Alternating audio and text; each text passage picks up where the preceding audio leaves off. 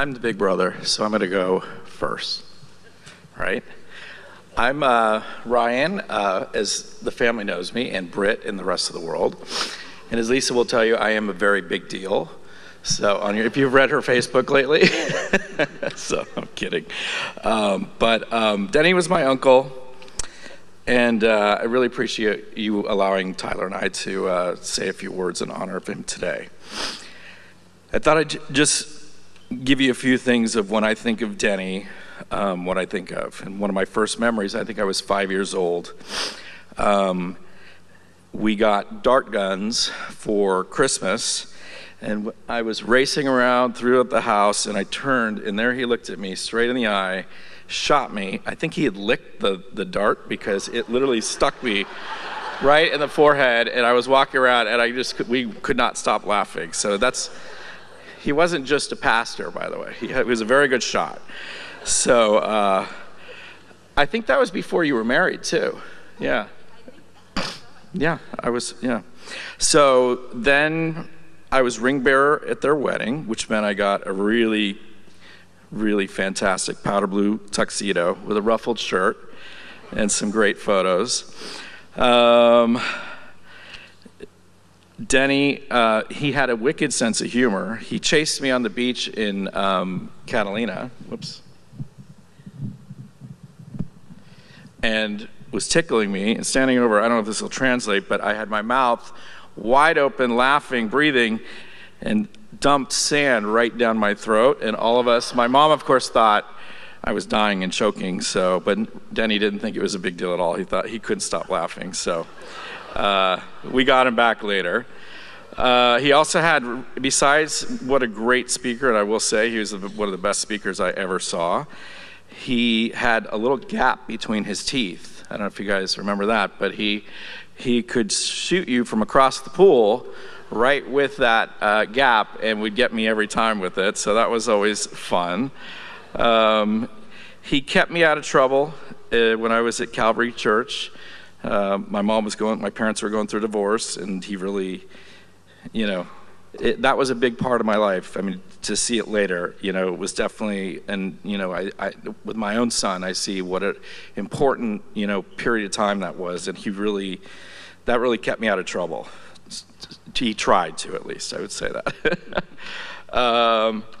When I got older, I remember I'd started my business and I bought a big fancy car, and I drove it to Thanksgiving. It was when you guys were living in Sherman Oaks, and I rolled up in this car, and Denny was like, oh, wow, it was a black Range Rover. And he said, can I sit in it? And I said, yeah, of course. You want to drive it? He goes, oh, no, I don't want to drive it. This thing keeps falling, sorry. And so I said, Denny, you could get a Range Rover. It's not that big a deal. He goes, oh no. He goes, I'm a pastor. I can't be rolling up to church in a Range Rover. He goes, but that's not why I'm surprised. He's like, I'm surprised because it's black. Because in our family, our grandfather, if you had anything other than a white car, it just didn't make any sense to him. White was clean. It was, blah, blah, blah. And he just thought that was probably the biggest act of rebellion anybody in the family had ever done. So he was literally like, whoa. So,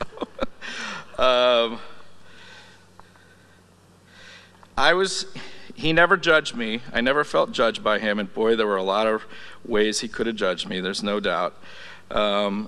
We did a lot of pranks together. I always just remember his sense of humor. Whenever we were bored, he'd be like, hey, why don't we just go to the sporting goods store and hang out, and we'd be throwing balls in the sporting goods store, doing stuff like that. But you just always, just like Brooke and Natalie said, you just always felt when you're in his presence, you were really connected with him. And all you wanted was more of that. I think I also learned, really Christianity, I would say, from Denny and my grandmother. And we really weren't, and when we were younger, brought up with the church. My father, I think, was an atheist, alias. He was an atheist, and really wasn't really in. I was one of those people that would go to the back of the church and want to kind of listen and then take off and not have to say hello to everybody. But Denny made it really easy for me. He bought me my first Bible. I still have it today with his inscription on it. He baptized my brother and I when we were, again, in high school.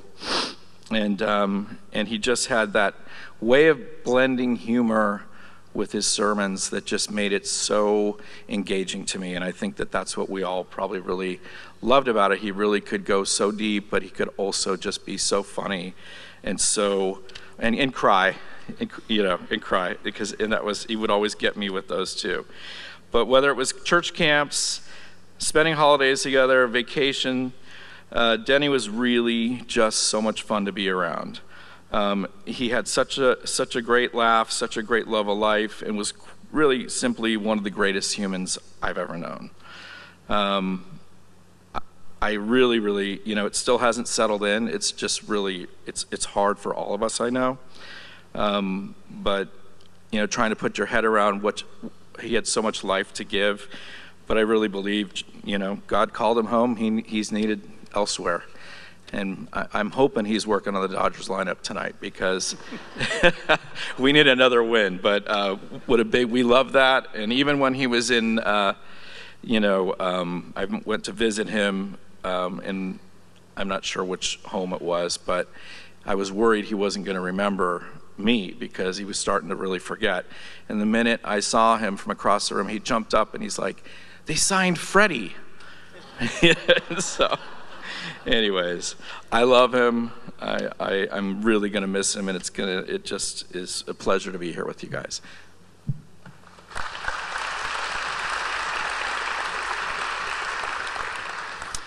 Well, hi there. My name's Tyler, and I am Denny's other nephew.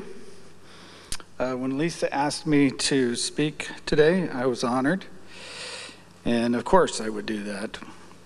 And as I was reflecting on his life and what he meant to me, I found comfort in the countless memories and the positive impact that he had on my life. Denny was fun to be around. He cared for others. He made it his life's work to take care of people, and played an important role in the person I am today. From an early age, I remember how much fun Denny was. He was married to my Aunt Lisa, so he was automatically cool. But that did throw a wrench in my plans of marrying her. You want to marry? Yes, I loved my Lisa a lot. It's not Kentucky. And he always had a joke or a funny story to tell. When we were kids, he enjoyed roughhousing with me and my brother. He'd chase us all over the house, and when he caught us, he would tickle us until we laughed so hard we would have tears in our eyes. But as we got older, he would always make a point to check in with us, make sure we were good, and he just had a way of letting us know that he loved and cared for us. So Denny's love of fun and laughter carried over to his work as a youth pastor at Calvary Community Church. There he was a guiding light for so many, including his family. During that time, my brother and I were at a critical point in our lives. We were teenagers being raised by our single mother, and we were trying to navigate all the pressures of middle school and high school, and combined with the divorce of our parents. And with our dad mostly out of the picture and our mom working full time, we had a lot of unsupervised time. And our lives could have easily taken a turn in the wrong direction. But fortunately for us, that's when we met and got to know Uncle Denny the pastor. He made, as my brother said earlier, we went to his youth group at Calvary, and he made learning about God and Scripture interesting and fun. There were also camps at Hume Lake and Forest Home, and it was on one of those trips that Denny played a pivotal role in my spiritual growth. We had just arrived at camp, and I was feeling pretty good. I was the last one off the bus. and Denny was standing there at the door waiting for me. And he knew I was going through tough times and wanted to know if I was doing okay. So I shared with him some of what I was going through. And we sat on the steps of that bus and continued to talk for a while. He went on to share with me what it meant to accept Christ and have a relationship with God, and how I didn't have to do it alone. And I made my choice that day, and not long after that was baptized with my brother and my mother, Denny. And that decision has helped me get some very tough times, and I will always be grateful to Denny for that. And I wondered while I was writing this, how many people in this room have a similar story about Denny? Quite a few. He played a significant role in my life's journey as well. You see, when I was 22, I had a new girlfriend, Michelle, and I brought her to our family's Thanksgiving dinner. After spending that day together, he came to me and said, "She's a keeper." I'll never forget it. He said it over and over again. Oh, thank God. Tyler found a good one. She's a keeper. He went on to say it over and over again, of course, and eventually we married, and Denny performed the ceremony. Next year will be 30 years for us. We have 2 amazing children, and it would seem that Denny called it. So Aunt Lisa, Brooke, Natalie, your families,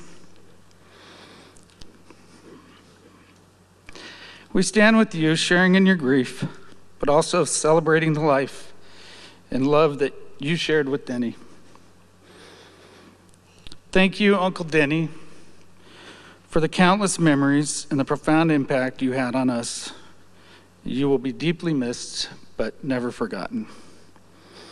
Thanks.